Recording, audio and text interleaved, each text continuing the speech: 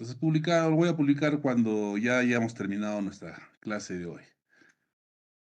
Muy bien, entonces vamos a empezar con nuestra clase. Hoy día, recuerden, no hay que marcar asistencia, así que vamos a irnos directamente ya a desarrollar nuestra sesión. Estábamos hablando sobre la variable, estamos en la unidad 2, ¿verdad? Estudios básicos, y ya empezamos a hablar sobre la variable tránsito.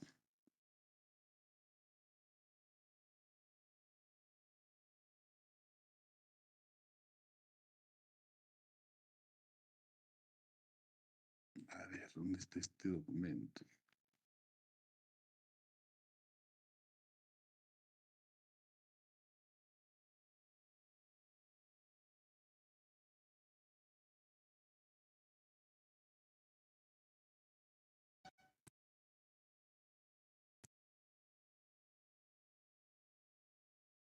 Listo. Bien, entonces, como decía, estábamos desarrollando la unidad 2, que trata sobre estudios básicos, y la primera variable que vamos a aprender a definir ya para diseñar la estructura de un pavimento es la variable tránsito, 2.1, tránsito. El tránsito es una de las variables más influyentes en el diseño estructural de un pavimento. Eh, Todo el tránsito que se puede observar en una vía, vamos a ver aquí, a ver, vamos a ver un videíto en el YouTube, una autopista, a ver, autopista de 4 carriles. Vamos a ver si muestra lo que queremos. Ajá, ahí vemos, por ejemplo. Ahí vemos una vía que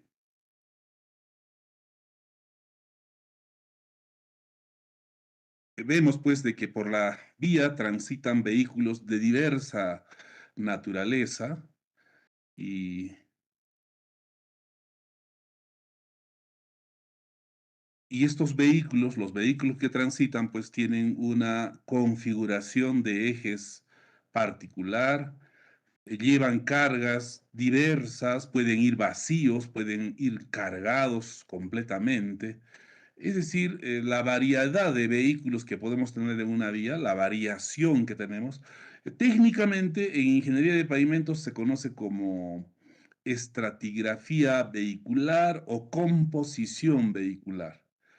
Toda la variedad de vehículos que transitan por una vía, en este caso tenemos una vía de 4 carriles, 2 carriles de ida, 2 carriles de vuelta. En una vía se pueden tener una o dos direcciones, ¿no? En una sola dirección puede ser, o en dos direcciones, como en este caso, en el video vemos 2 carriles de ida y 2 carriles de vuelta. Son 4 carriles en esta carretera, en esta vía.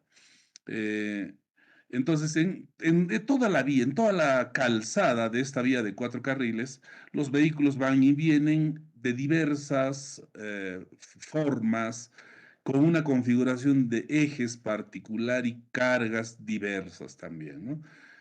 Por más que los vehículos de un mismo tipo estén todos cargados, representan una carga diferente en realidad. Bueno, toda esta variedad de vehículos, toda esa diversidad de vehículos se tiene que transformar a un número de ejes equivalentes, un número de repeticiones de ejes equivalentes estándar AASHTO en el periodo de diseño de la vía que vayamos a diseñar.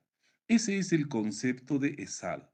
Y el ESAL en sí es ese número, es el número de ejes equivalentes que van a, digamos, repetirse en una vía durante el periodo de diseño. ¿Y qué cosa es el periodo de diseño?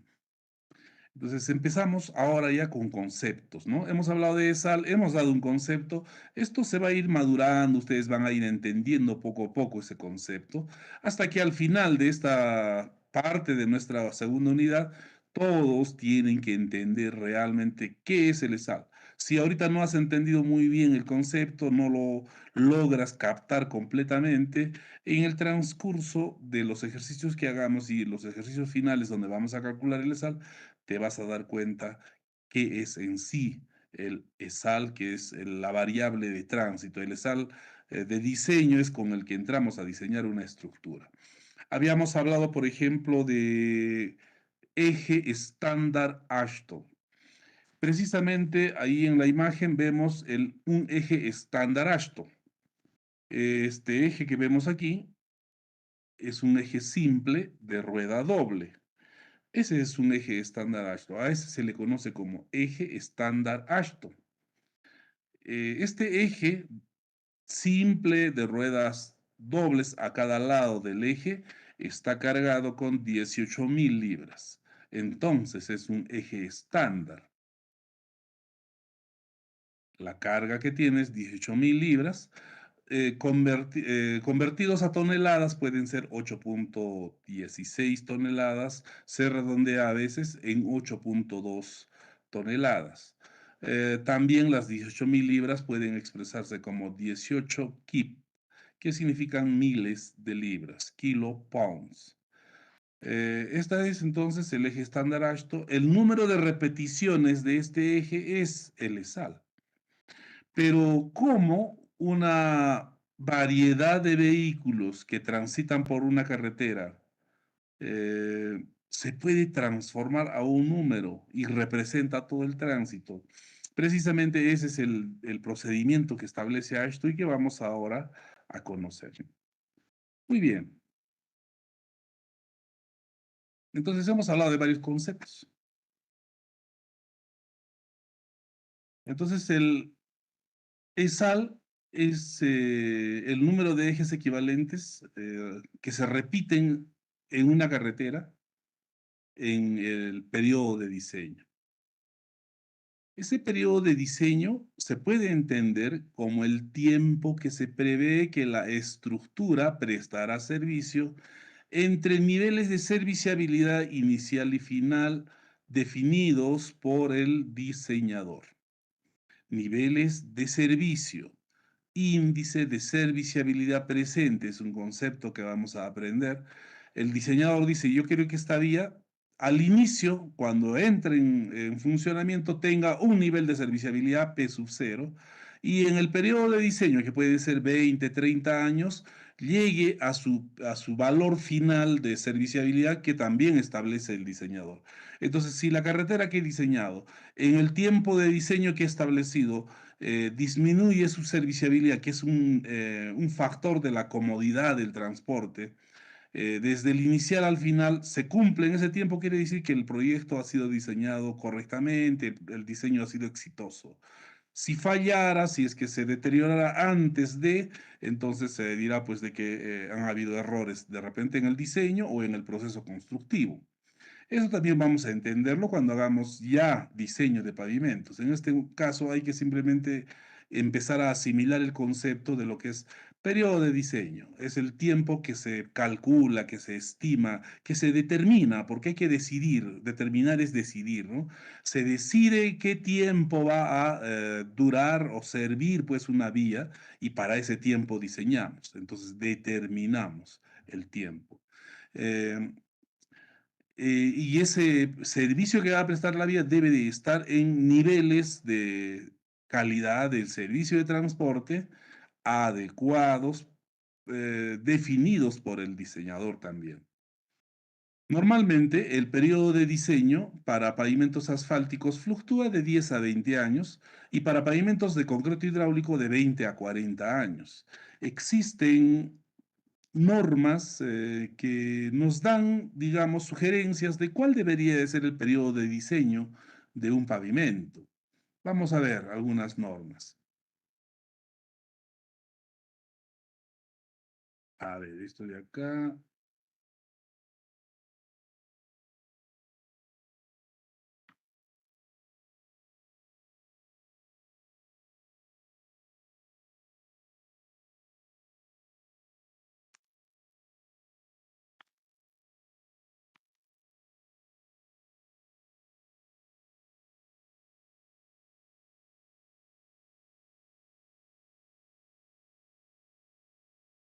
periodo de diseño. Estamos buscando el concepto de periodo de diseño para que podamos ver esto.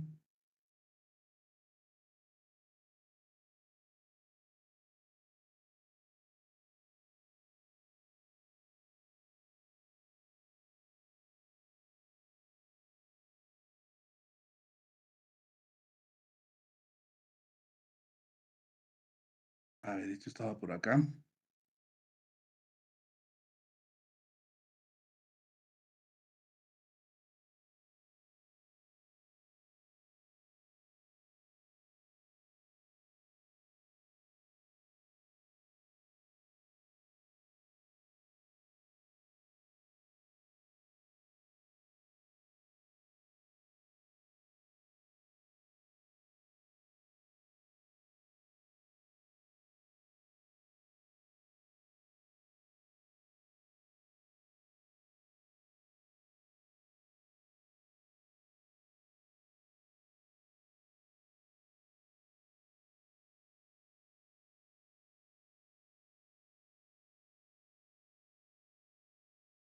Ya. Aquí vemos entonces un concepto de periodo de diseño más formal, ¿verdad? Eh, en el manual de carreteras del Ministerio de Obras Públicas de Chile, del gobierno chileno, establecen una tabla como es la que están viendo aquí, en donde tenemos justamente vida de diseño, le denominan ellos, y hace referencia pues al periodo de diseño, ¿no?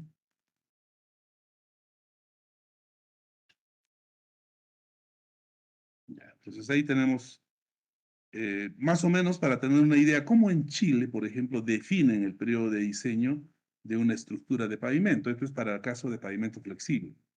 Entonces, en pavimento flexible, en función a la clasificación de la carretera, establecen un rango de vida de diseño o periodo de diseño que el diseñador podría elegir.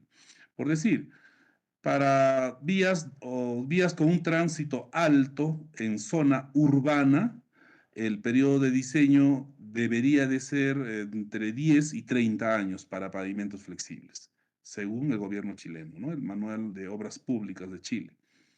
El tránsito alto en zonas rurales para una carretera con tránsito alto, pero fuera del radio urbano, el periodo de diseño debería estar comprendido entre 10 y 25 años. Pavimento flexible.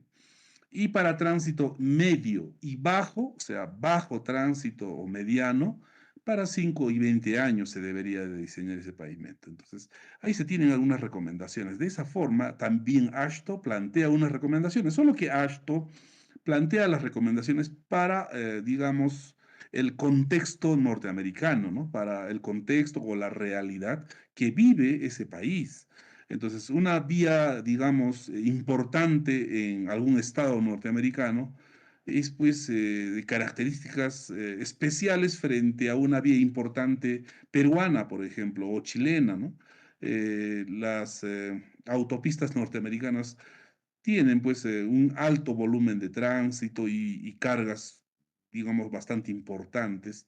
Entonces no se puede comparar. Entonces, en ese sentido, los ministerios de obras de cada país hacen estudios y plantean normas, como en este caso vemos la norma chilena. Aquí vemos otro ejemplo, la norma centroamericana, Guatemala es la que se hizo esta norma y también nos plantea una tablita bien interesante, ¿no? Vamos a verla un poco más grande. Ahí está. Aquí ellos manejan también el concepto de periodo de diseño, no le dicen vida de diseño, sino manejan periodo de diseño como AASHTO también menciona ese parámetro. Y por ejemplo, para pavimentos flexibles nos dicen que en función al tipo de carretera, si es una autopista regional, el periodo de diseño para un pavimento flexible, miren, puede fluctuar de 20 a 40 años. Es el criterio de gobierno centroamericano. Para vías troncales suburbanas, troncales rurales, fuera de radio urbano, de 15 a 30 años, y para lo que son colectoras suburbanas o colectoras rurales, de 10 a 20 años. Esta es la clasificación que ellos tienen de sus carreteras. Nosotros en el Perú tenemos nuestra propia clasificación. Lo que no tenemos es una tabla en donde nos indiquen un periodo de diseño para, digamos, alguna clasificación de carreteras que tengamos. En todo caso, el periodo de diseño, los ingenieros los decidimos de acuerdo a estas referencias o de acuerdo a lo que AASHTO establece. Está establecido y es una práctica común que para pavimentos flexibles adoptemos un periodo de diseño de 10 a 20 años. Generalmente, si la vía es importante, diseñamos para 15 años. Si es una vía como, por ejemplo, en nuestro caso, en la ciudad de Juliaca, una vía urbana, y como la avenida Circunvalación, pues el periodo de diseño debería de ser 20 años, no menos ahí, ¿no? Mínimo 20 años. Quizá podríamos pensar en planificar un periodo de diseño de 25 o hasta 30 años. Una vía como la avenida Circunvalación, para que se entienda este periodo de diseño o cómo se elige.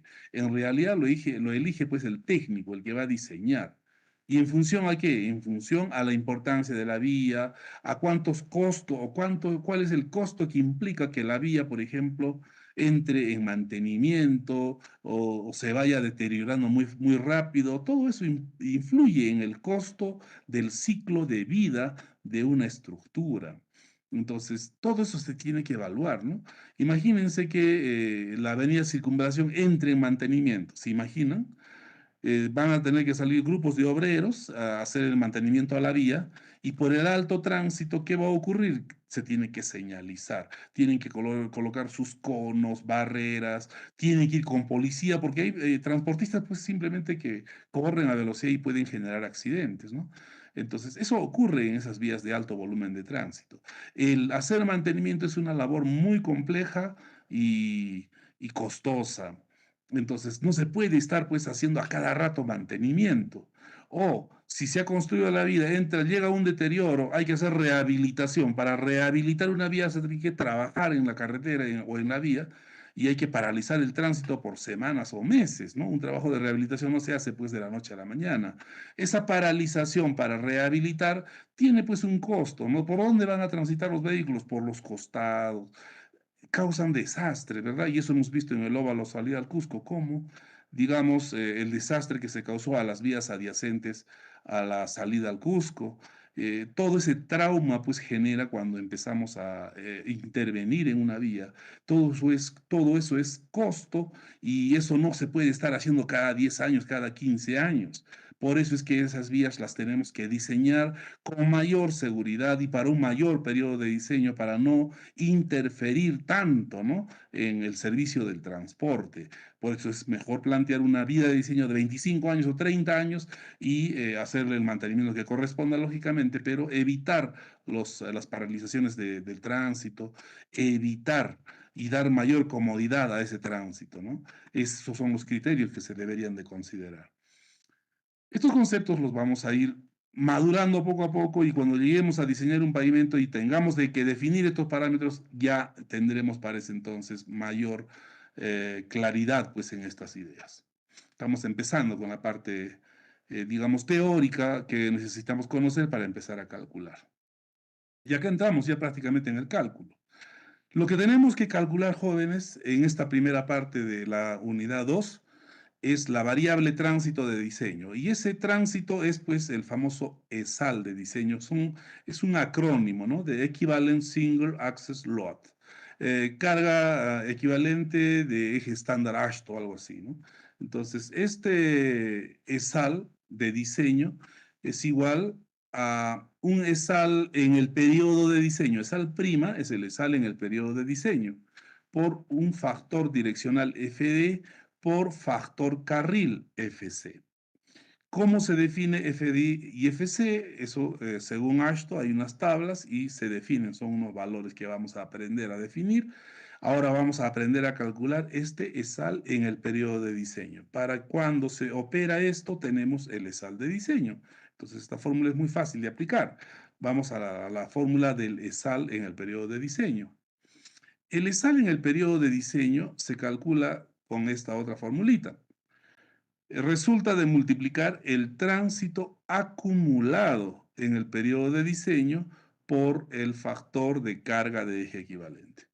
El tránsito acumulado en el periodo de diseño implica pues un cálculo de el tránsito futuro, ¿no? El tránsito que se va a producir en el periodo de diseño que se haya establecido. No sé si me estén entendiendo. Si no, por favor, punto enter en el chat para aclarar alguna cosa que no se me entienda. Estoy hablando un poco rápido porque son conceptos que vamos a ir repitiendo a lo largo de toda esta unidad, ¿no? Entonces decía que el tránsito acumulado es el tránsito, digamos, total que va a ocurrir en el periodo de diseño que decidamos. Si voy a diseñar una carretera, por decir, un pavimento asfáltico, y defino que por la importancia de la vía, el periodo de diseño va a ser 15 años. Entonces, lo que tengo que calcular es, pues, en esos 15 años, que es el periodo de diseño, ¿qué cantidad de vehículos van a transitar por la vía? Eso es lo que necesito saber. ¿Y cómo, de dónde parto para estimar ese volumen futuro, ¿no? Que va a ocurrir en los 15 años que va a prestar servicio a la vía que voy a diseñar? ¿De dónde o dónde inicio? ¿Cómo empiezo? Pues empiezo con trabajos de ingeniería de tránsito que consisten, por ejemplo, en hacer conteos vehiculares. ¿Para qué hago conteos vehiculares? Hago mis aforos vehiculares. ¿Para qué? Para conocer el tránsito existente. Tránsito existente, ¿en qué tiempo es ese tránsito existente? En el presente, ahora, muy bien. Ahora, 2023, hago el tránsito existente en una vía. ¿Cuándo voy a construir la vía? Bueno, haré el proyecto en el año 2023, 2024. El 2024 a fines se licita la obra, el 2025 se construirá la obra más o menos en un año o año y medio. El 2026 la obra va a entrar en servicio. Pero yo en el 2023 ahora necesito diseñar ya la estructura, presupuestarla, hacer el expediente técnico, ¿verdad? Entonces, ¿qué hago? Voy al campo y hago mi conteo vehicular. Voy a obtener un tránsito actual, un tránsito existente a este año 2023. Entonces, con ese tránsito existente al 2023, tengo que proyectar en el 2026 cuánto va a ser ese tránsito. Pero parto pues del tránsito existente. ¿Y eso cómo lo consigo? Con aforos. Hago aforo vehicular y ustedes eso han aprendido en el curso de ingeniería de transporte. Ahí tuvieron que aprender cómo se determina tránsito existente. Muy bien, tengo tránsito existente, contado y son pues, por decir, 4.000 vehículos por día en esa carretera. 4.000 vehículos por día. Muy bien, son 4.000 vehículos por día. Hago un estudio de tránsito o de variabilidad o composición del tránsito y sé qué porcentaje de camiones, de autos, de trailers, sé los porcentajes, ¿no? Camión de 2 ejes, de 3 ejes. Conozco la composición del tránsito, parte del estudio. Entonces ya sé cuál es el tránsito existente en el 2023, pero la vía va a entrar en servicio ¿cuándo? En el 2026. Ese es el año cero de que la vía va a entrar en servicio. Desde ese 2026, mi pavimento debe durar desde ese año cero hasta el año que se cumple el periodo de diseño. Si para 15 años, entonces desde el cero hasta el 15, hasta el año 15, tengo que estimar cuánto va a ser el tránsito. Entonces hay varias operaciones, eso vamos a hacer también en ejercicios, ¿no? Eh, a partir de mi tránsito existente, tengo que actualizar mi tránsito al 2026. Del 2026 tengo que proyectar mi tránsito hasta el final del periodo de diseño, de los 15 años. ¿Cuánto va a ser el tránsito acumulado? Ese valor tengo que colocar aquí. Y también debo de calcular el factor de carga de eje equivalente, que es justamente el concepto que me permite transformar esta variedad de tránsito que ustedes han visto en esta carretera. Todos los vehículos, los tipos de vehículos que transitan por esta carretera, todo eso debo de transformarlo pues a un número, al número de ejes equivalentes en palabras simples, que es el ESAL. Entonces, ¿cómo hago esa transformación? Mediante este factor de carga de eje equivalente. ¿Cómo se calcula ese factor de carga de eje equivalente? Ahora empezamos a aprender. Muy bien, entonces hablemos de factor de carga de eje equivalente. ¿Qué es en sí este factor de carga de eje equivalente? Aparte de que ya sabemos que es un factor que me va a permitir compartir o convertir, ¿no? Convertir, eh, digamos, la cantidad de ejes que transitan por la vía con sus propias cargas, propias configuraciones de los vehículos a un número equivalente de ejes estándar Ashton, ¿no? Eso es lo que me va a permitir hacer. Aparte de eso, el concepto de factor de carga de eje equivalente es que es un índice de daño relativo que ocasiona el eje, el que estoy analizando, con respecto al que produce el eje estándar Ashton. Eso es el factor de carga de eje equivalente. Es decir, es un índice de daño. Este índice de daño, el índice de daño, por ejemplo, del eje estándar Ashton, que sabemos que es un eje simple de rueda doble cargado con 18.000 libras, es igual a 1. Pasa una vez por la carretera este eje, entonces se le ha infringido un índice de daño a la carretera igual a 1. Un índice de daño de 1.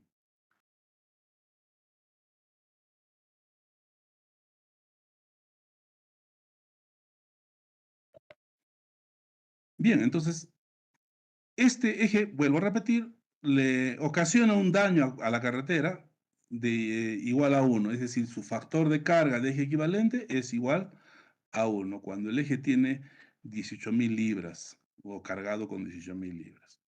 Muy bien. Eso es el factor de carga de eje equivalente.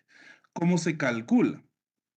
Para calcular el factor de carga de eje equivalente tenemos dos métodos.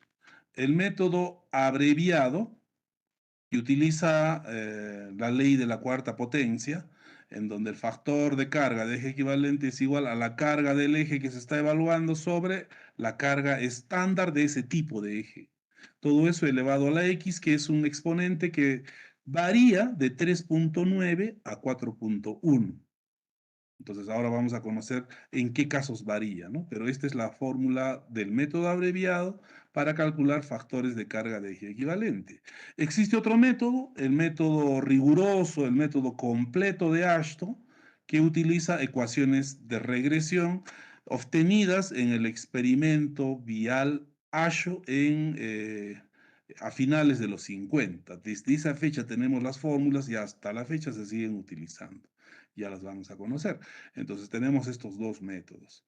El método riguroso nos da valores, digamos, más precisos y el método abreviado nos da valores aproximados, pero lo suficientemente precisos como para calcular. Se puede también diseñar con ese método. Aunque ahora, ya contando con hojas de cálculo súper poderosas que pueden hacer cualquier cálculo, ya se prefiere utilizar el método riguroso sin mayor inconveniente. Si el cálculo va a ser manual, entonces podría utilizar el método abreviado. Antes, pues no habían las computadoras que teníamos ahora. Recuerden que estas formas de cálculo existen desde los 50, ¿no? Imagínense en los 60, en los 70, no habían pues las calculadoras que tenemos ahora, ¿no? Había reglas de cálculo. Entonces, calcular con el método riguroso, que son fórmulas muy complejas, era pues muy tedioso y se demoraba bastante, ¿no? Entonces se utilizaban métodos abreviados.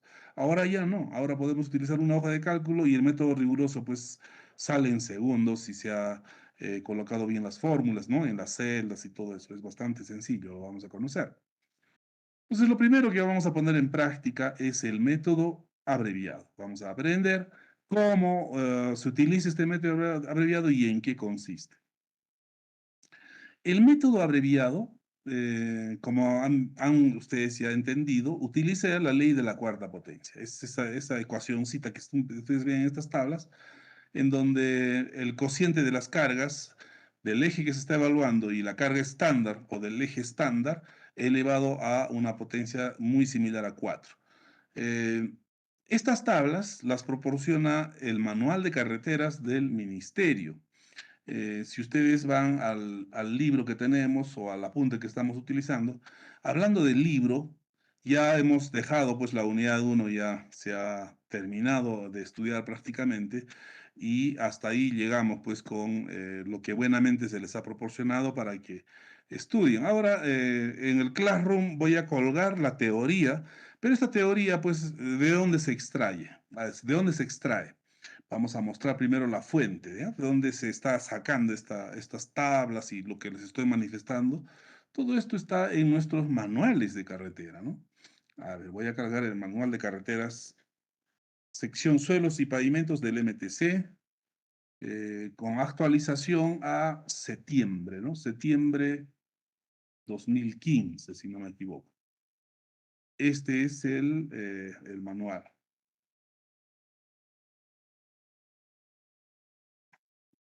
perdón, abril 2014, ¿no? Actualizado a abril 2014, manual de carreteras, que es parte, ¿no? Del manual de carreteras, y este es solamente la sección suelos y pavimentos, un volumen, ¿no? El manual de carreteras son muchos volúmenes.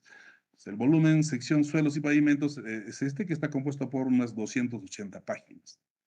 En este documento está pues en la página 66 las tablitas. Por ejemplo, este cuadro 6.3 es, miren, lo siguiente. Relación de carga por eje para determinar ejes equivalentes para afirmados, pavimentos flexibles y semirrígidos. Entiéndase como factor de carga de eje equivalente. La guía AASHTO lo denomina así, factor de carga de eje equivalente. Aquí en nuestro manual de carretera simplemente le dicen ejes equivalentes, que son lo mismo, ¿no? Es el mismo concepto, pero con diferente denominación. Bueno, en el manual de carreteras, como ven, acá nos presentan las formulitas, por ejemplo, cómo se calcula el factor de carga de eje equivalente para un eje simple de ruedas simples, es dividir la carga P del eje entre 6.6, todo esto a la cuarta, y tenemos el factor de carga de eje equivalente, así de rápido y fácil, ¿no? Para un eje simple de rueda doble, este es el eje estándar ASHTO, su carga estándar, ¿cuánto era? ¿Recuerdan? 18.000 libras, convertido a toneladas era 8.2, ahí está 8.2, ¿se fijan? Muy bien. Y la P es la carga del eje que estoy evaluando, que puede llevar 8.2 más o menos carga, ¿no? Dependiendo del vehículo. Entonces, esta P justamente aparece como variable, ese cociente elevado a la cuarta potencia. ¿Se dan cuenta? Entonces, esto está en el manual. Esto es para el caso de pavimentos flexibles, semirrígidos, afirmados. Y para el caso de pavimentos rígidos, está en la página 67. Ahí está la tabla, ejes equivalentes para pavimentos rígidos, y ahí están estas fórmulas, los exponentes varían y los resultados son diferentes, ¿no? Entonces vamos a empezar a ver cómo se calcula y por qué son diferentes, vamos a empezar a interpretar estos resultados. Muy bien, esto está en el manual de carreteras, vuelvo a repetir. Entonces, en el manual de carreteras tienes teoría, tienes recomendaciones, ¿no? Está, digamos, lo que necesitamos saber para calcular. Pero no es todo, porque hay partes que tienen que complementarse con la guía AASHTO. Aquí te muestra lo que el MTC establece, pero a veces hay ciertas cosas que no están aquí y que AASHTO te exige. Entonces, ahí necesitamos utilizar también la guía AASHTO. No se trata de utilizar solamente esto, sino utilizamos la guía AASHTO.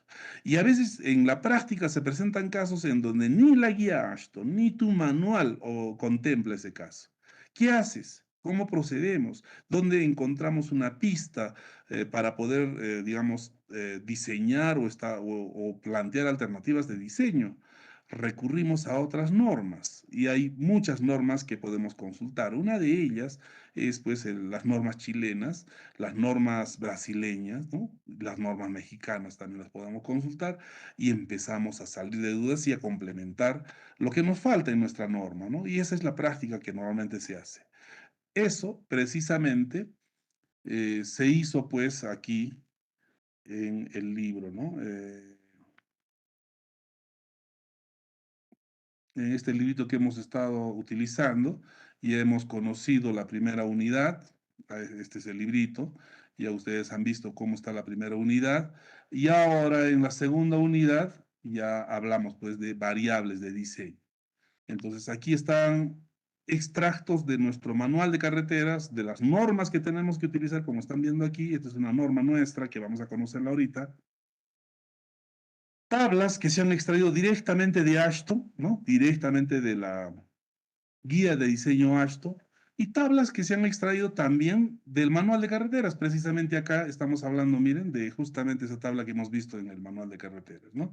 Solo que acá está ya, digamos, probablemente con otro nombre, está con otra denominación, tabla 13 lo llamo en este libro, y dice cargas estándar por eje para determinar ejes equivalentes para afirmados, pavimentos flexibles y semirrígidos. A nosotros nos importa por esto, ¿no? Vamos a calcular para pavimentos flexibles. Y le pongo la referencia, le digo ahí MTC sección Suelos y Pavimentos 2014, página 65, basada en el apéndice D de Ashton 1993. Toda esa información se ha extraído de la fuente. Acá está la fuente. Se dan cuenta, esta es la fuente y ese documento lo tienes. Así que tienes el material de estudio, ¿no? Sino que hay que estudiarlo, no está de adorno, ¿no? Tienes que leerlo, tienes que analizarlo. Muy bien, entonces de ahí se extrajo esta tabla que vamos a aprender a utilizar ahora y también la tabla para pavimentos rígidos. Y fíjense que en nuestro manual no está el método completo, ¿no? Aquí en el manual de del MTC no está el método riguroso de Ashton, no aparece, pero sí está en el libro porque está en la guía de diseño y la guía de diseño está en inglés y hay libros también que lo ponen en español. Entonces, lo que hice como autor de este libro que estamos utilizando es recopilar, poner la fórmula y ponerle pues lo más explícitamente posible, describirla, desarrollarla, porque este desarrollo está en poca bibliografía y no está en algunas, pero ya lo desarrollamos y tenemos una fórmula más trabajada, más fácil de poder utilizar. Se facilitan las cosas, se explica y se utilizan ejemplos, ¿no? Entonces, ese es el trabajo que hago cuando redacto este libro. Preparo la clase, o en este caso el libro, ¿no? Y eso sale de la preparación de clases que hice también a lo largo de años, pues, de experiencia, y me sirve para hacer la clase, me sirve para poder enseñarle a alguien cómo se diseña un pavimento y conociendo las normas también de, en este caso, nuestro país, ¿no? Entonces, aquí están los ejemplos, las fórmulas, como se verá, y es pues una recopilación de diferentes fuentes.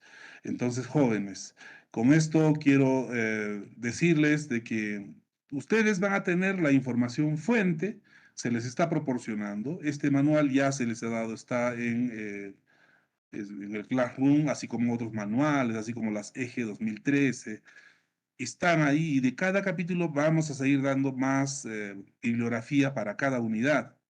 Pero el libro ya no se les puede proporcionar porque les había explicado que es pues un trabajo que yo realizo, me demanda tiempo y creo que tengo el derecho de poder exigir digamos, una compensación por el tiempo que le dedico a ese trabajo, ¿no? Estoy actualizando el libro, la nueva versión saldrá pues de acá a un año, de acá a 2 años, ya publicada por alguna editorial probablemente.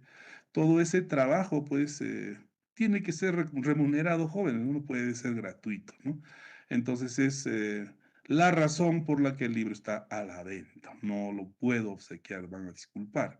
Estamos en tiempos difíciles, así que tenemos que saber pues cómo nos hacemos de esos recursos tan necesarios, ¿verdad? Y yo lo hago de esta forma. Trabajo en un texto, recopilo, pienso en mis estudiantes y para ellos preparo material que les permita tener rápido una guía de consulta para poder entender en este caso esta materia. El costo del libro, jóvenes, es de 70 soles. Entonces, los estudiantes que decidan adquirir el libro, por favor, regístrense con el delegado. Delegado, Ali, haz una lista en Excel de los estudiantes que van o tienen la intención de adquirir el libro y se les va a entregar la siguiente semana el librito en original a colores y el número de páginas son, creo, 265 páginas, ¿no? A full color. Así que la siguiente semana se les va a hacer entrega de los libros. Se inscriben en esta semana y el día lunes o martes de la siguiente semana se les entregan los libritos para que estudien. Y como les había dicho al inicio, voy a rogarles, jóvenes, de que no pirateen el libro, por favor, ¿no? Es una forma de apoyar al docente que siga trabajando y produciendo este tipo de material, ¿no? Eh, ustedes han llevado muchos cursos. ¿Cuántos docentes que les han enseñado en los 4 años que tienen ustedes ya de formación les han ofrecido su libro? ¿Cuántos? Si ustedes hacen memoria, son contaditos. ¿Y por qué no todos los docentes tienen libros, ah? ¿Saben por qué? ¿No? Porque es mucho trabajo hacerlo. Es preferible agarrar un libro que ya existe y decir, estudien de acá. Esta es la bibliografía, toma, estudien de ahí y eso es lo que desarrollamos, ¿verdad? Pero hazte, pues, ponte a poner tus experiencias, a redactar y piensa un poco en el contexto, como conoces a tus estudiantes, prepara un material bibliográfico para tus estudiantes. Eso cuesta, jóvenes, cuesta tiempo, ¿no? Entonces, eh, reconozcan ese trabajo. Hay pocos docentes que han publicado sus libros en nuestra universidad, ¿no? Hay pocos. Entonces, quienes lo hayan hecho necesitan el apoyo de ustedes. ¿Qué tipo de apoyo? Cómprenle su librito. Y es voluntario, no se está obligando a nadie. Simplemente hay que ser conscientes. Hay que apoyar la producción intelectual en nuestra universidad. ¿De acuerdo? Y también hay que apoyar la producción intelectual nacional. Si hay algún autor, por ejemplo, como el ingeniero Rafael Menéndez, que ha publicado su libro, compremos el original, jóvenes. Apoyemos a ese autor, ¿no? ¿Para qué? Para que siga publicando, para que siga escribiendo su experiencia, lo que está aprendiendo, y podamos nosotros leer en su libro y mejorar también nosotros. Esa es la forma de crecer. Entonces, no pirateemos pues los libros nacionales, ¿no? De autores nacionales, apoyémoslos. Es el mismo criterio. Entonces, cada uno en la medida de sus posibilidades, ¿no? Generalmente yo me adquiero mi bibliografía, yo las compro, ¿no? En el ISA Jefe se puede comprar online. Encuentro un libro, me lo compro, leo, estudio y mucho de eso que aprendo, pues lo desarrollo en mis sesiones, ¿no? De esa forma creo que se apoya al profesional local, nacional. Entonces empecemos. Y eso es lo que estoy también planteándoles ahora, ¿no? Yo les voy a pedir de que sé que hay copias que circulan por acá y por allá, pero están haciendo un daño, ¿no? Cuando comparten esas copias. Yo les voy a proporcionar la bibliografía, sí, como ya han visto en la primera parte, se les va a dar el material bibliográfico, las fichas que se han preparado, con lo que van a tener para estudiar esta clase, como lo que están viendo acá, por ejemplo, en esta pizarra, aquí. Esto de acá, ahí están los ejercicios que vamos a hacer, se va a publicar en el Classroom, ahí lo van a tener para revisar, repasar. Entonces tienen todo el material, ¿no? Entonces no pueden en ese sentido quejarse, tienen el material para estudiar. Es una pequeña muestra, ustedes tienen que tomar sus apuntes, se supone con mayor detalle y según sus costumbres, usos, ¿verdad? De acuerdo, entonces concluimos esta parte. El delegado va a hacer una lista de los estudiantes que desean adquirir el libro. La lista me lo hace llegar, pues, puede ser mañana, miércoles, hasta el viernes, ¿no? Y cosa que el martes o miércoles se está entregando ya los libritos a los que se hayan inscrito. Bien. Continuemos con el desarrollo de esta parte de nuestra unidad 2. Entonces vamos a ahora sí empezar ya a poner en práctica cómo es que se calcula, ¿qué cosa? Factor de carga de eje equivalente.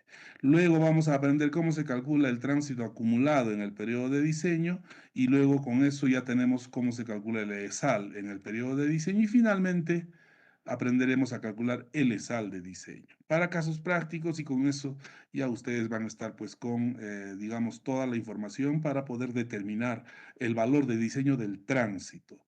Luego, eso vamos a hacer en esta semana 6 y parte de la semana 7. La semana 7 y 8 o parte de la 8 hablamos de la variable suelo. Y en la semana 8 finalizando, ya saben que tenemos nuestras primeras evaluaciones del primer parcial. Ahí sí es primer parcial. Lo que han dado a la una hoy día es una práctica calificada que incide pues muy poco en la nota. Si han sacado 0,0 o han sacado 20, en realidad incide muy poco, no es significativo, ¿no? Pero de todas maneras ha servido para que ustedes ya lean y obligadamente al menos ahora se pongan a leer y se den cuenta que si no leen, no repasan, no le ponen empeño en este curso, pues van a tener cero, ¿no? Así de simple, van a tener cero. Esa es la forma en la que trabajo jóvenes, ¿no? Lamentablemente, ¿cómo les digo? A ver, no hay otra posibilidad, no digo lamentable, sino aclaro que no hay otra posibilidad pues de aprobar este curso con mi persona, ¿no? Mi persona les enseña, les da la teoría, hacemos práctica, absuelvo sus dudas, sus consultas y tienes que cumplir lo que está especificado en el sílabo. Esa es la forma que puedes aprobar este curso con mi persona. Entonces, esperemos de que hayas entendido ese mensaje, esfuérzate y es fácil en realidad, ¿no? Es sencillo. Estos ejercicios que vamos a ver ahora te vas a dar cuenta que son sencillos y esos vienen en los exámenes, no tengo que inventar otros, ¿no? Se les da bancos de ejercicios para que puedan practicar y yo espero que la nota mínima de la mayoría de ustedes sea un 15 en este curso. Eso es lo que en realidad se espera, pero eso se logra estudiando, ¿no? Y ya te diste cuenta, en la práctica calificada son preguntas sencillas que hemos resuelto, ¿no? Pero si no prestas atención, si no estudias como debe de ser, no puedes responder tan fácilmente, ¿no? No se puede, ¿no? Es imposible. Esto es un curso de formación profesional, ¿no? No es un paseo, es un curso muy importante en tu formación, así que hay que darle la importancia y el tiempo que merece. Empecemos los ejercicios. Aquí está un ejemplo. Yo voy a hacer con ustedes otro ejemplo, ¿no? Esto va a quedar para que lo puedan consultar y yo voy a plantear otros ejemplos. Entonces voy a sumarle a esto, ¿no? Acá le voy a poner, pues, ejemplo uno, ahí está el ejemplo 2, ejemplo 3. Y hemos hecho hasta 3 ejemplos por la sección A. Y ahora voy a continuar esto con el ejemplo 4, 5, pero voy a empezar, digamos, en grado de dificultad como al inicio. Pues aquí van a tener más ejercicios, ¿no? Para consultar, para de repente profundizar.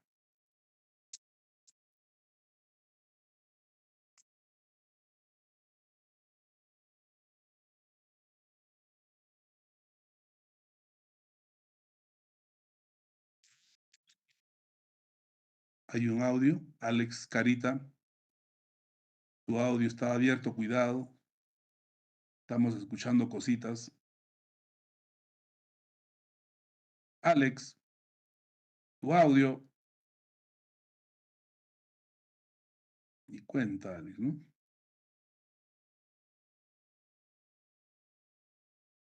Ya.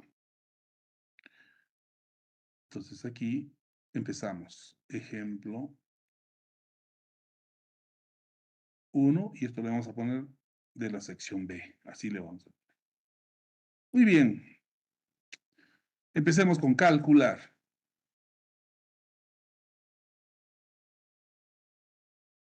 El factor de eje equivalente.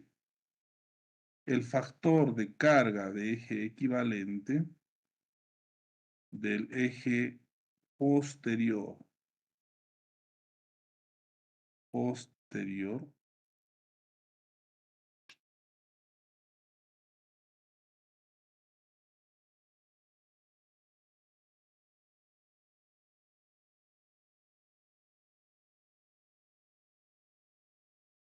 del vehículo C3. Calcular el factor de carga de eje equivalente del eje posterior del vehículo C3 cargado con,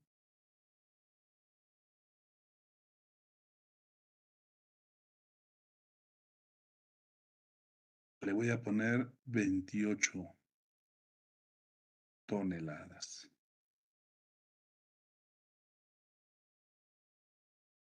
Considerar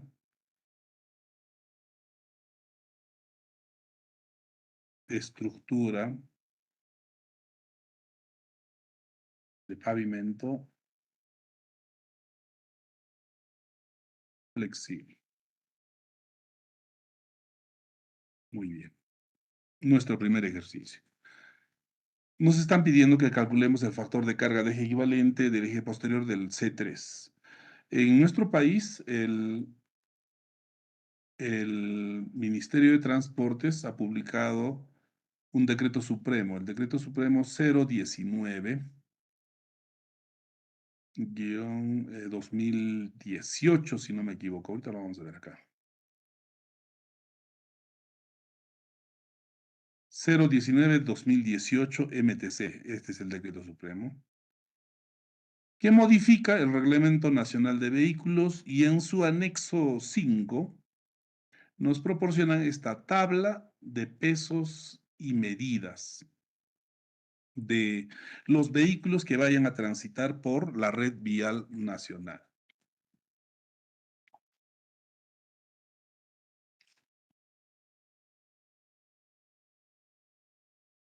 Entonces aquí tenemos C2, C3, todos los vehículos, ¿no? Ahí está toda la variabilidad de vehículos que se podría tener en nuestras carreteras. Si hay alguno que falta, se puede incrementarlo y se puede poner en esos términos, ¿no? Se hace un estudio de tránsito y se pueden aumentar esta variabilidad, pero esto es lo básico. Entonces aquí fíjense, si vamos al C3, ahí está justamente, es el vehículo tipo número 2, es una combinación de un eje delantero, de eje simple, rueda simple, y el eje posterior, que justamente nos están pidiendo para el cálculo, es un eje tándem. Son dos ejes simples de rueda doble juntos, lo más cercano posible. Esa distancia está normada, vamos a hablar dentro de un momento de eso, ¿no? Entonces, esta configuración es propia del C3 y aquí al lado derecho tenemos las cargas máximas. El eje delantero puede llevar una carga máxima de 7 toneladas. El eje posterior eh, está, este eje tándem puede llevar una carga máxima, según esta norma, de 18 toneladas. En conjunto, este vehículo C3 no debe de llevar más de 25 toneladas. Todo el camión no debe de llevar más de 25 toneladas. Puede llevar este eje, digamos, dice que el máximo es 18, pero ¿se puede cargar 20, 30 toneladas? Sí, no hay ningún inconveniente. Para el vehículo, ¿para dónde está el inconveniente si cargo más del máximo establecido? Para el pavimento, para la carretera. Cuando diseñamos carreteras, los diseñamos con estas cargas máximas. Todo lo que vamos a diseñar es con estas cargas máximas que están establecidas en esta norma. ¿Y qué pasa si en la carretera hay un vehículo C3 cargado y que en el eje posterior pues está llevando 28 toneladas? ¿Qué es lo que va a pasar? Lo que va a ocurrir es que nuestro diseño va a fallar. Nosotros hemos diseñado para que este vehículo C3 transite por esa vía, digamos, 1.000.000 de veces. Y hemos calculado el daño que va a producir este eje con el método que estamos aprendiendo para ese 1.000.000 de veces. Pero este vehículo sabemos que debe transitar con el máximo de 18 toneladas. Pero ¿qué tal si de la frecuencia de este vehículo con la que transiten en la vía muchas veces pues supera estos 18? Lo que va a pasar es que nuestro pavimento se va a empezar a deteriorar prematuramente. Ese es un factor de deterioro prematuro. Se anota, ¿no? La falta de control de la carga de los ejes o de los vehículos es un factor de deterioro prematuro. ¿Se controla? ¿Qué dicen ustedes? ¿Se controla la carga de los vehículos en nuestras carreteras? Pues parcialmente sí. Ahora, ¿no? Ahora, antes no. Antes los vehículos podían transitar con la carga que les dé la gana. No había un control, no había ni siquiera la norma. Ahora sí, ya salió esta norma actualizada, ya viene la norma desde los años 2012, 2013, 2010, ¿no? Recuerdo, 2010. Entonces ya se controla, hay balanzas en algunos puestos de peaje, en algunos puestos policiales, en las carreteras importantes, hay balanzas de pesaje. En Tacna, en Arequipa, por Desaguadero. Hay balanzas, pues, ¿no? En donde en algún momento, inopinadamente, hay un grupo de policías, funcionarios del ministerio, y paran el tránsito y los vehículos tienen que entrar a la balanza, a pesar los ejes. ¿Qué están controlando? Están controlando justamente que se cumpla con esta norma. ¿Por qué? Porque ya habíamos explicado, los vehículos pueden llevar más de lo que está especificado acá. Sí, pueden llevar más. ¿Qué ocurre si llevan más? El vehículo probablemente no sufra mucho daño. El que va a sufrir daño es la carretera. El pavimento va a sufrir. Ah, y alguien dirá, entonces, ¿por qué no diseñamos? Pues, si acá dice 18, ¿por qué no diseñamos para 30? Ya, pues, ¿para qué ponemos 18? Si el vehículo puede llevar más, ¿por qué no diseñamos para 30 toneladas este eje? Claro, podríamos hacer, pero ¿saben qué ocurre? El diseño pues puede salir demasiado costoso. Es como, por ejemplo, en el caso de una estructura porticada. Ustedes diseñan para una carga viva y una carga muerta. ¿Cómo se compone la carga viva, que es la carga, la sobrecarga? Por las personas que van a habitar esa edificación, ¿verdad? Y los muebles bueno, las cosas que van a colocar cuando ya la estructura esté en servicio. Esa es la carga viva. ¿Y qué tal a alguien se le ocurre? Bueno, se ha diseñado un edificio para departamentos, pero a alguien se le ocurre que el piso 7 de ese edificio ya no sirva para departamentos. Me tumbo todos los muros y ahí pongo mi sala de cine, ¿no? O pongo una piscina, o pongo un archivo, ¿no? Un piso de archivo donde va a estar un montón de estantes y estantes llenos de papel, ¿no? Ustedes saben que el archivo pesa muchísimo, el papel pesa, y la sobrecarga no va a ser, pues, la que se consideró en el cálculo. ¿Qué va a ocurrir? Que ahí tenemos algo que puede ocasionar un problema estructural a esa edificación. Este es el caso similar, ¿no? Nosotros diseñamos nuestros pavimentos para estas cargas. Pero si los vehículos transitan con una carga mayor a esto, pues va a dañar la estructura, así de simple. Se controla, se pesa. Si los vehículos llevan carga excesiva a lo que está normado, se multa, se sanciona. Y eso es ahora. Pero bueno, los controles no son frecuentes, pero de todas maneras, a lo que antes no se controlaba nada, ahora por lo menos ya hay control y ya los transportistas también saben que las multas son fuertes. Entonces, de esa forma estamos cuidando también la integridad de nuestros pavimentos. Muy bien, nosotros vamos a llevar este vehículo 3 a nuestra hoja de cálculo para completar el ejercicio.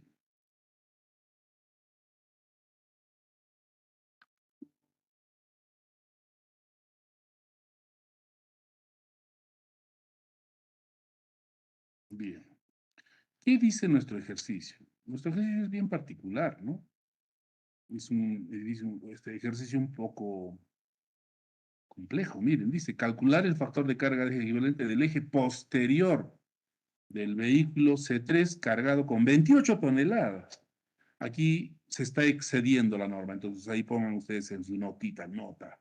Esta carga del eje posterior es en exceso. ¿Cuánto es el exceso? 10 toneladas, ¿no? Porque el máximo establecido es 18, pero estamos diciendo que este eje va a llevar 28. En tu nota pon, el máximo permitido por la norma es 18, pero vamos a ver qué pasa, vamos a calcular el factor de carga de eje equivalente y lo vamos a interpretar también.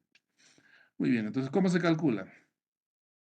Es sencillo en realidad, ¿no? Solución. Vamos a utilizar el método abreviado, que es el método de la cuarta potencia, factor de carga de eje equivalente del eje posterior, ¿no? Eje posterior tándem, vamos a poner un tándem de 28 toneladas. Es igual a la carga P que me dan en el ejercicio, es 28 toneladas, sobre la carga estándar. ¿Dónde está la carga estándar de este tipo de eje? Este es un eje doble de ejes simples o compuesto por dos ejes simples de rueda doble. Entonces nos vamos, y dice pavimento flexible, entonces nos vamos a nuestras tablitas. Voy a copiar acá para tenerlo a la mano. A ver acá. El pavimento rígido, nuestras tablitas del manual, ¿no? O sea, vamos al manual, ahí está, en la página 65, 66. Ahí está la página 65. Pavimentos flexibles. Entonces, esta es la tabla que necesito. Lo estoy tomando directamente del manual de carreteras, o no lo estoy tomando ya de mi libro, ¿no? Fíjense. Entonces ahí estamos resolviendo el ejercicio 4 aquí, el ejercicio 4 que es el 1 de la sección B. Lo vamos a pegar por acá. Ahí está la tablita.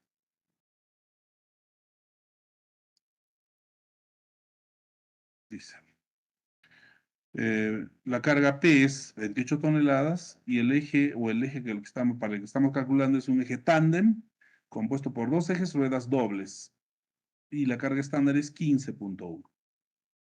Entonces aquí abajo carga estándar 15.1. toneladas. Y listo. Ya tenemos ahí el exponente que utiliza es 4. ¿Cuánto sale eso con 4 decimales?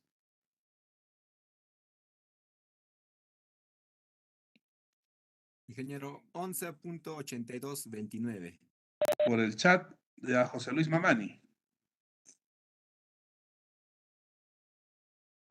Muy bien, José Luis, por el chat ya ha respondido y con eso se ha ganado su primer punto. Para las participaciones, pues, ¿no? Está muy bien. A ver, José Mamani ya nos ha dado el valor.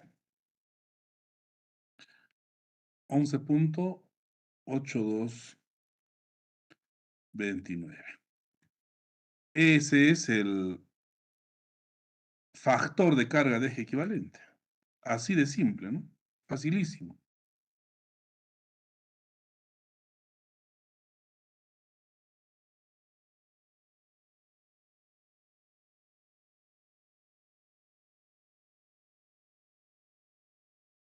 Ya, vamos a dejar acá. Pero aquí hay que hacer unos comentarios. El primer comentario que se debe de hacer aquí es, en primer lugar, que estamos excediendo la carga establecida por norma. Eso hay que ya saberlo. En segundo lugar, ya hemos calculado y el valor es 11.8229. ¿Cómo se entiende este 11.8229? ¿Cuál es su interpretación? Es muy simple. Recuerden en la explicación que un factor de carga de eje equivalente del eje estándar Ashton, que es un eje simple de rueda doble cargado con 18.000 libras, produce un daño de ¿cuánto? O sea, su factor de carga de eje equivalente es igual a 1. Una pasada de este eje por la carretera produce un índice de daño igual a 1. Daño 1, una unidad. Y una pasada por la misma carretera, pero de este eje,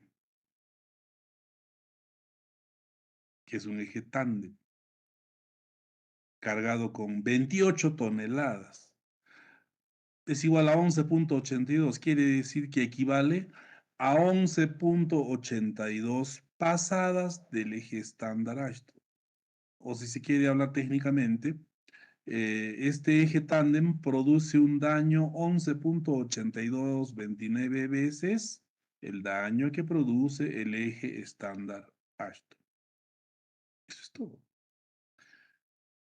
Y aquí podrían ustedes complementar el cálculo, ¿no? Y por curiosidad, ¿no? ¿Cuál es el factor de carga? Vamos a hacerlo con otro color para que lo diferencien. ¿Cuál es el factor de carga de eje equivalente para el tándem con el máximo legal, o 18 toneladas? 18, que es el máximo establecido por nuestra norma, fíjense acá, ¿no? Es 18. Entonces, ¿cuánto debería de ser, pues, esta carga? 15 punto, este factor. Con 28 toneladas, pues, un exceso, ¿no? Este es un exceso muy elevado a la cuarta. ¿Cuánto sale en este caso?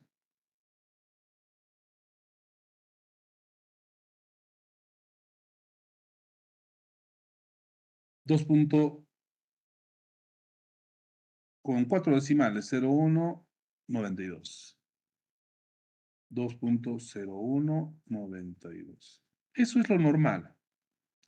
Esto debería de tener como máximo ese, o el daño que podría producir como máximo ese eje tándem de este vehículo C3 transitando por nuestras carreteras, este debería ser el daño máximo que debería de ocasionar.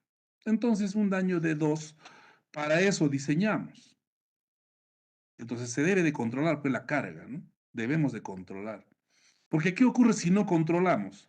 Si ese vehículo que debería cargar 18 toneladas está con 28 toneladas, miren lo que pasa. El daño que produce ya no es pues 2, el daño que produce es 11,82, es decir, 12 prácticamente. Es un daño, es como que hubieran pasado 12 ejes 12 ejes equivalentes, pues, ¿no? Estándar Ashton. En cambio, cuando está cargado con la carga legal, son dos pasadas, ¿no?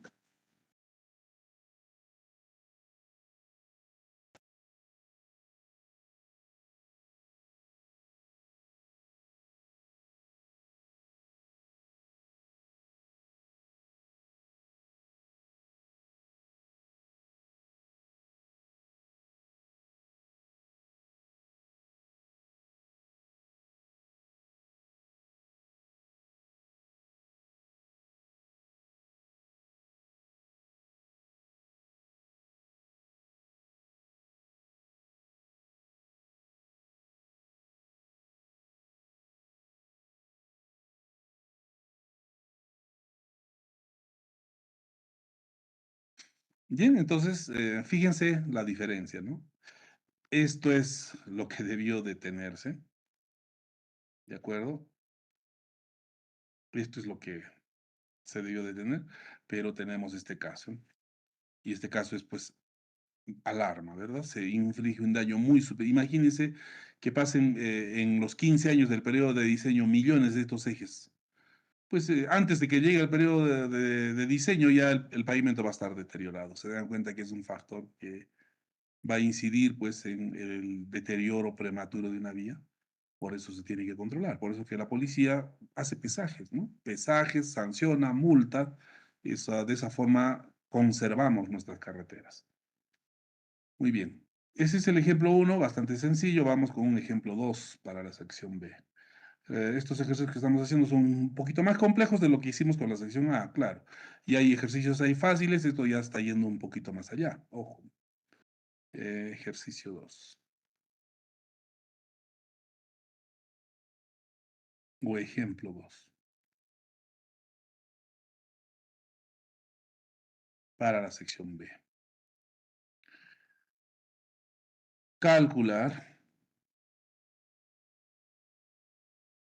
el factor camión del vehículo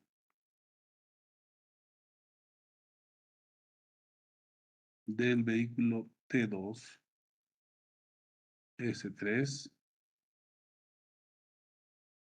cargado con el máximo establecido por norma,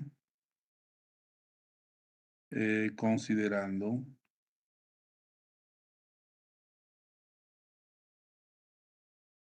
estructura de pavimento rígido. Vamos a hacer para un caso, para el caso de pavimento rígido. Para estructura de pavimento rígido y pavimento flexible. Vamos a ver para los dos. Yo resuelvo para rígido y ustedes resuelven para flexible. ¿De acuerdo? Entonces, para el vehículo T2S3, vamos a ver nuestra tabla. ¿Cuál es ese vehículo T2S3? T2S2, T2S3. Ahí tenemos el T2S3. Es el vehículo número 8.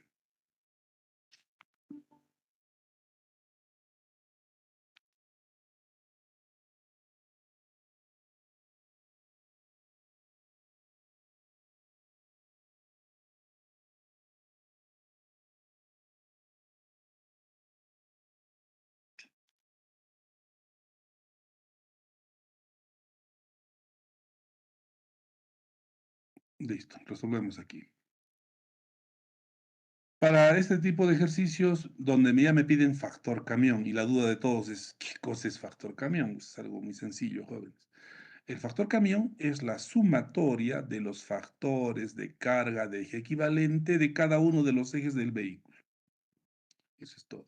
Entonces aquí tenemos el eje 1, tenemos el eje 2 y este es el eje 3.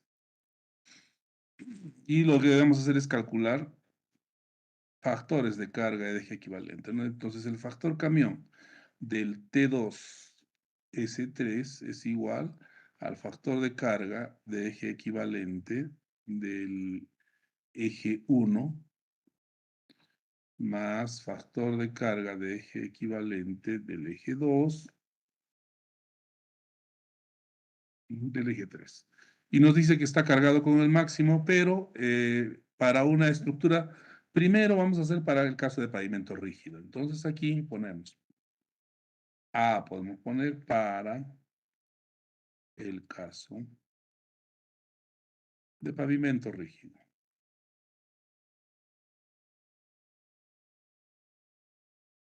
Entonces, para el caso de pavimento rígido, muy simple. Necesitamos la tablita, ¿no?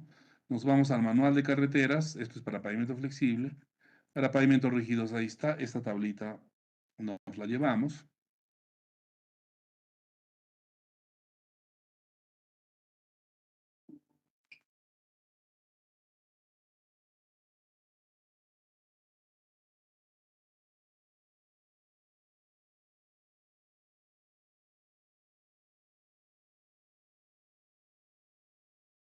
Y calculamos.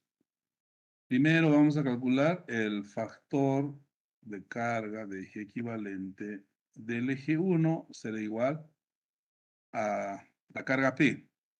El eje 1 tiene una carga máxima de 7 toneladas. Es un eje simple, rueda simple.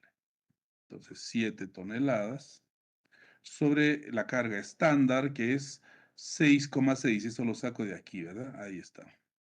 6,6 toneladas también elevado a la 4,1. Para pavimento rígido, miren, es 4,1. El exponente se incrementa.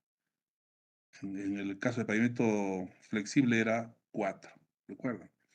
Entonces 4,1 y ahora sí. ¿Cuánto sale esto?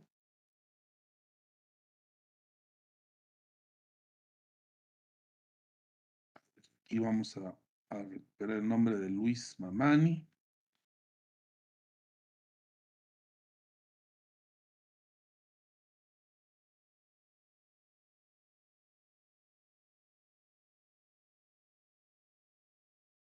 Y listo, a ver. ¿Ya calculó alguien? Luis Mamani.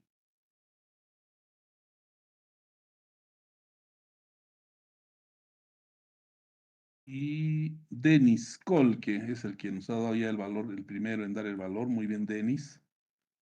Denis Kolke ha calculado que es 1,2728. Muy bien. Para el caso del eje 2, que es un eje simple rueda doble, cuya carga máxima es 11 toneladas. ¿Cuánto es? 11 toneladas sobre la carga estándar. Eje simple rueda doble es 8,2 y el exponente es 4,1. Listo. ¿Quién dio el primer cálculo? Muy bien, ahí está. Denis Kolke otra vez, ya son 2 puntos que te ganaste, Denis. Muy bien, estás muy veloz. Si es que está bien, si es que está mal, descontamos, ¿ah? A ver, a ver. Estos cálculos son sencillos, así que es uso de calculadora nada más.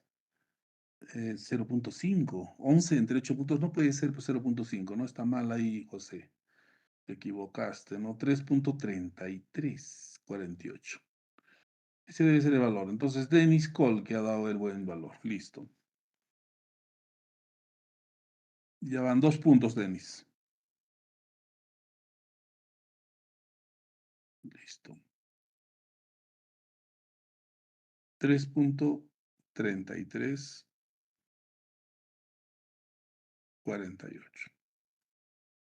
Y finalmente, el factor de carga de eje equivalente del eje 3, que es un eje Tridem cargado con 25 toneladas.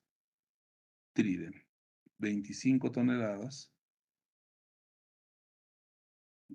Ese es un eje Tridem, 3 ejes simples de rueda doble, ¿verdad? Esa es la configuración. Cuando hay algún eje simple de rueda simple en este conjunto de 3, hay ese caso también, ¿no? Pues en este caso ya está clarísimo y la carga es 17,5.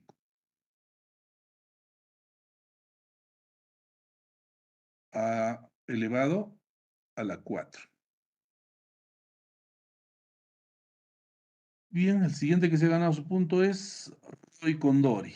Muy bien, Roy, los he hecho primero. Ahí está. Estoy premiando a los primeros, los que están más despiertos y ahí con la calculadora en la mano. Pero no recuerden que les dije, la mejor forma de hacer este curso es en una mesita, su cuaderno, su calculadora, sus libros, sus apuntes, todo así, todo. Cosa que si tienes que calcular, ya sabes dónde está, agarras tu calculadora y es rápido, ¿no? Y anotas y escribes en tu teclado. Si estás en el celular, pues no te vas a ganar ni un punto, pues, ¿no? ¿Dónde vas a calcular? En el celular se te pierden los cuadernos. Se puede hacer así una clase, ¿no? En donde vas a calcular. Estos son cálculos sencillos. Ahorita empezamos con los cálculos un tanto más complejos. Hay que razonar, hay que utilizar normas. Están viendo, estamos usando normas, ¿no? Yo los estoy pegando acá, claro, de esa forma es fácil, pero hay un momento en que ya hicimos esto y tienes que calcular, yo no te voy a ir poniendo las normas, ya sabes dónde está. Buscas y hallas una respuesta y llegas y te vas a ganar puntos. Muchas veces van a ser puntos al parcial. Si sacas 0,5, con 4 puntos al parcial tienes 9. Más estos puntos en los otros, pues tienes una buena nota. Eso es lo que tienes que hacer. Entonces, en este curso, vienes a clase o asistes a clase y participa con los ejercicios, respondiendo. Participa. Esa es la diferencia entre una buena nota y una nota digamos, normal, ¿no? Una nota normal, 11, 12. Una buena nota, 15, 16, pues, ¿no? Así de simple. Muy bien, entonces aquí Roy Condori se ha ganado un punto. Ya está. Ha calculado 4,1649.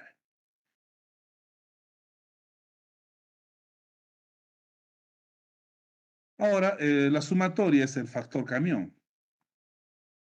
Es igual. La sumatoria, por favor, ¿no? ¿Cuánto es la sumatoria? Ahí sí no voy a dar puntos. Por sumar no, pues, ¿no? Es 8,772.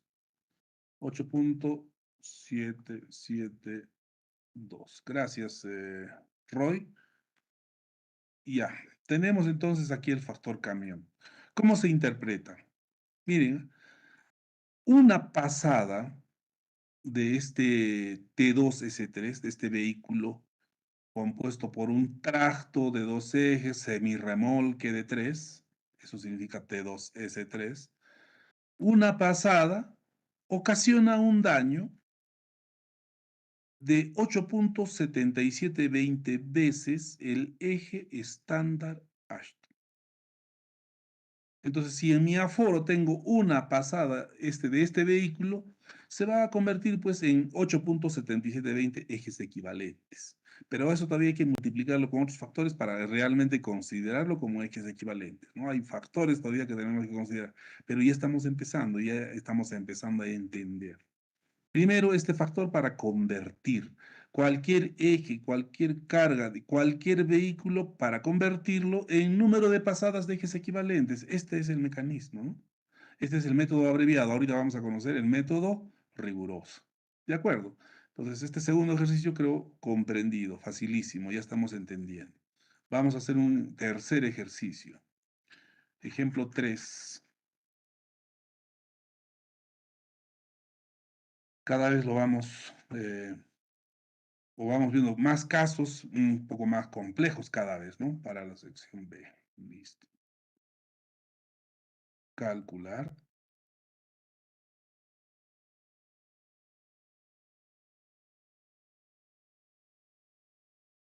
el factor camión combinado. Y es otra cosa. Del vehículo.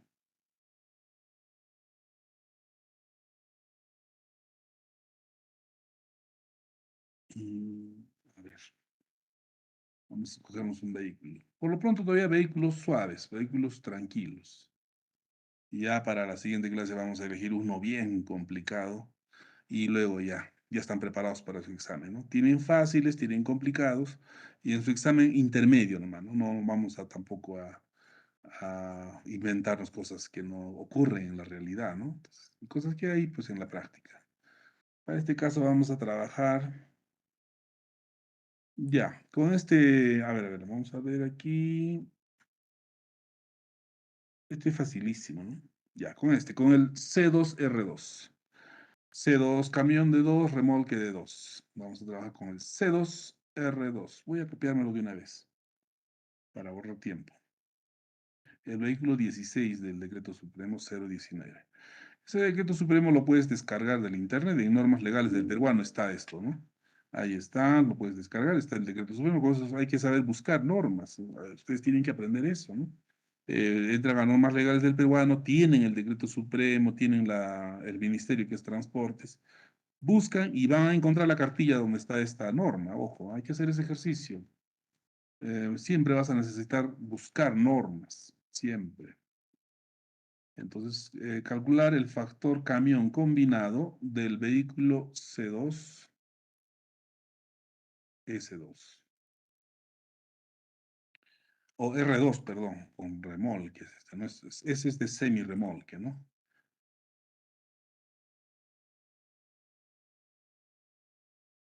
R2, listo.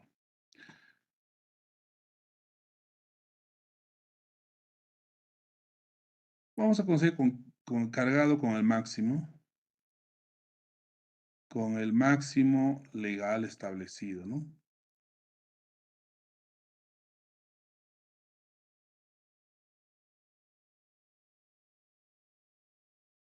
Eh,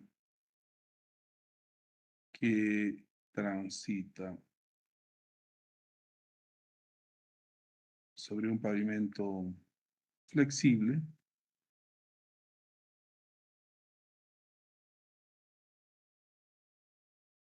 coma, o punto seguido. En un estudio de tránsito, en un estudio OD, en un estudio origen-destino, se ha determinado o se ha encontrado. No puedo poner determinado, ¿no? Porque hay que entender el término determinar. Si pongo se ha determinado que, por ejemplo, hubiera puesto lo siguiente, ¿no? Se ha determinado que el 75% de vehículos, de los vehículos C2R2, ¿no? De los vehículos transitan cargados y el 25% vacíos. Ya. Entonces, en un estudio origen-destino es en donde se encuesta al transportista, se le pregunta su origen, hacia dónde va, se pesa el vehículo, ¿no? Y bueno, se determina qué carga está llevando, varias cosas. Es una ficha que tienen que llenar en un estudio de origen-destino y se sabe, pues entonces, si el vehículo va vacío o va lleno, con qué carga va, porque se pesa el vehículo. Tengo la carga real. Entonces, en un estudio de origen-destino se ha determinado que 75% de los vehículos transitan con la carga máxima y 25% transitan vacíos. Ocurre eso en nuestras carreteras. Entonces, ahí lo que tengo que hacer es determinar un factor camión combinado. ¿Cómo se procede? Es bastante sencillo. Entonces, es algo interesante estamos viendo aquí, ya cada vez más completo nuestros ejercicios. ¿Cómo se procede al cálculo?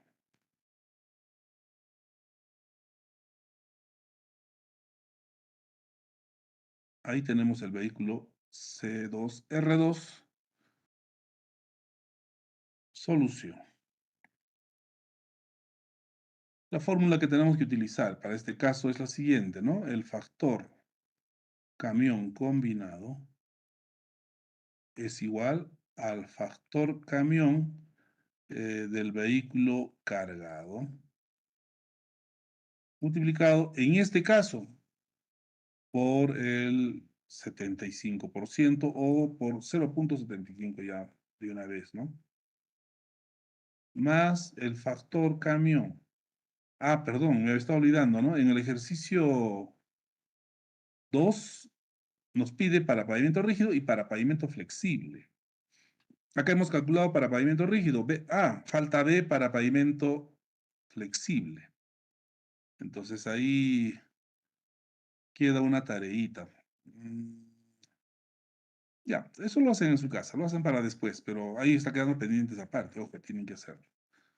Bueno, hubiera rifado unos puntitos, pero ya estamos adelantando en otro ejercicio. Pero estoy haciendo recordar que tienen que hacer eso. Ejemplo 3, entonces ya, y acá el cálculo termina el factor camión del vehículo vacío por 0,25. Son los porcentajes que nos han dado, 25 y 75%, ¿no? Entonces, de esta forma se obtiene el factor camión combinado. ¿De acuerdo? Entonces, cuando ocurre que tenemos estudios origen-destino con esta información, es conveniente hacer esto, porque es lo real, ¿no? Lo que tenemos de campo. Pero muchas veces no se hacen, pues, estudios origen-destino porque son costosos, ¿no? Son costosos y eso es lo que les va a pasar a ustedes. Van ustedes a trabajar en las oficinas de estudios y proyectos, van a trabajar en alguna empresa y tienen que diseñar un pavimento. Para hacer el estudio de pavimento no hay datos de tránsito, no saben cuántos vehículos transitan por esa vía que van a diseñar. No hay, pues no existe, ¿no? Entonces, ¿qué hacen? Tiene que hacerse un estudio de tránsito. Y al hacer estudios de tránsito, para una vía importante, es obligatorio que hagas estudio origen-destino. Y ese estudio lleva tiempo e implica mucho costo, recursos, ¿no? Personal, seguridad y todo ello. Entonces, no hay muchos estudios de estos. En vías importantes sí hay. Por ejemplo, la vía de evitamiento de Juliaca, ¿no? Es una vía que va a costar, ya está presupuestado, ¿no? Está más o menos en 728 millones de soles, es el costo de la vía de evitamiento de Juliaca, que estaba por empezar, ¿no? Si es que no hubieran habido esta huelga, probablemente ya hubiera iniciado esa obra, pero está todavía ahora en cartera y ya me imagino que en estos meses ya va a empezar la obra, porque el expediente estaba finalizado hace años. 3, 4 años ya el expediente está hecho, ¿no? Y lo que estaba faltando es que liciten el expediente y tengan o seleccionen a la contratista que va a ejecutar. 728 millones, jóvenes. Están ustedes haciendo pavimentos, la obra va a empezar en este año o al siguiente año, pues de cabeza tienen que estar ahí, pues, ¿no?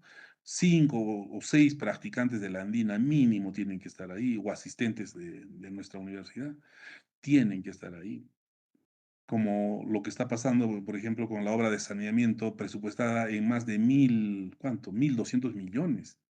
La obra de saneamiento integral de Juliaca, que también creo que ya va a empezar o ya empezó, si no me equivoco. Ahí debería de estar lleno de practicantes y egresados de nuestra universidad, ¿no? Por derecho nos corresponde ahí estar. Bueno, esperemos de que estén. Bueno, entonces, en esa carretera o en esa vía de evitamiento de Juliaca es en donde se ha hecho estos estudios de origen-destino. ¿Y por qué? Una de las razones por la que se hizo es porque no existe pues todavía la vía de evitamiento, ¿no? Esa carretera no existe. La vía de evitamiento ni siquiera está en trocha en algunos tramos. No hay. Va a ser una carretera nueva. Entonces, cuando es una carretera nueva, ¿cómo sé el tránsito que va a transitar por ahí? ¿Cómo diseño mi pavimento? Es una gran pregunta, ¿verdad? Voy a diseñar una vía, un pavimento en una carretera que no existe todavía. Y no sé, no tengo tránsito existente, pues. No tengo tránsito existente.